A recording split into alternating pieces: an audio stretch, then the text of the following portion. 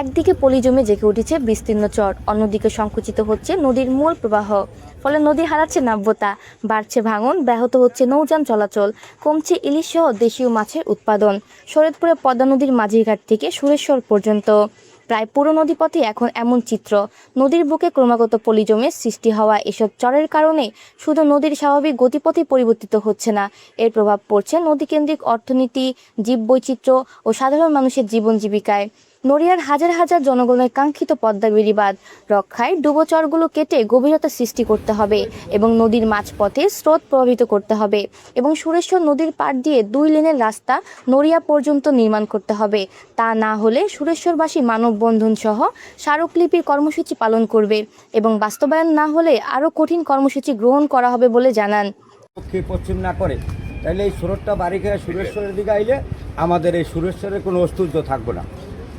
এই জন্যই ওই নামছি যে চরটা আছে এই চরটা কাটতে হবে। আমরা প্রতিদিনই জেলেদের থেকে শুনি যে আমাদের এই নদীতে ইলিশ মাছের সংখ্যা খুবই কমে গেছে, মানে মাছ শূন্য নদী। তো এটার কারণ কি আমরা জানতে চাইলে ওনারা বলে যে আমাদের নদীতে স্রোতের সমস্যা।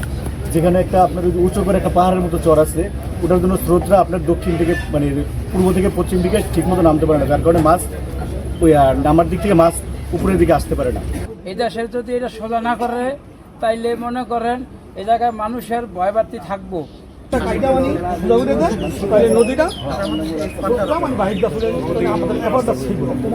শনিবার 4 জুলাই বিকেলে সুরেশ্বর লঞ্চঘাটে স্থানীয় বাসিন্দাদের সাথে এই বিষয়ে মতবিনিময় করেন বিভিন্ন রাজনৈতিক দলের নেতৃবৃন্দ ও সুশীল সমাজের সম্মানিত ব্যক্তিবর্গরা।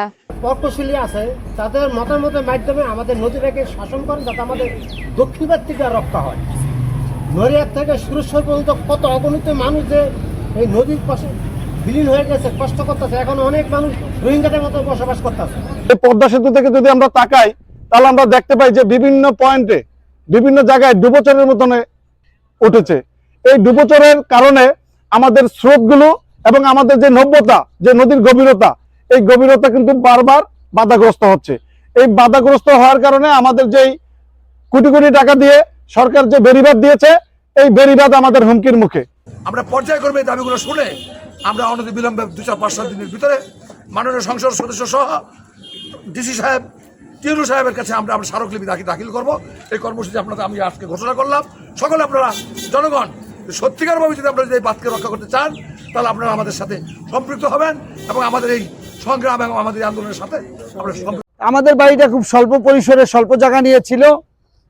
এই একমেকের পর্ব শুনতে শুনতে শুনতে শুনতে বাড়ি ভেঙে গেছে। আমি পড়াশোনা করেছি কুন্ডেচর কালীবাড়ি। বিভিন্ন মহল বিভিন্ন ধরনের বিভিন্ন কটূক্তি করে যে এই বালি কেটে ব্যবসা করতেছে, নদী ধ্বংস করতেছে এলাকাবাসীকে। কারণ হলো নদীর একেবারে গভীরতা হারিয়ে গিয়েছে এবং নদীর নাব্যতা হারিয়ে গিয়েছে। এই নদীর